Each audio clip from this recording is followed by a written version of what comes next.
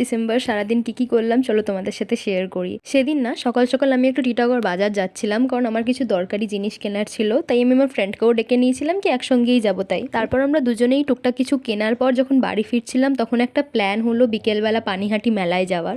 আর এদিকে বাড়ি এসে দেখি মা চিলি চিকেন বানাচ্ছে, তার মানে আজকে দুপুরবেলার লাঞ্চ ফ্রাইড রাইস আর চিলি চিকেন। যেমনটা আমরা প্ল্যান করেছিলাম ঠিক সন্ধ্যে 6টার মধ্যেই আমরা বেরিয়ে পড়েছিলাম, কারণ সেদিন 31 ডিসেম্বর ছিল আর আমরা জানতাম প্রচণ্ড ভিড় হবে সেদিন। আর ওখানে পৌঁছে দেখি যতটা না আমরা ভেবেছিলাম তার থেকে অনেক বেশি সেদিন ভিড় ছিল। যাই হোক কোনো রকম ভিড় ঠেলে ঢুকে আমরা খাবারের দোকান দেখছিলাম যে কি খাওয়া যায়, কারণ প্রচণ্ড খিদে পেয়েছিল।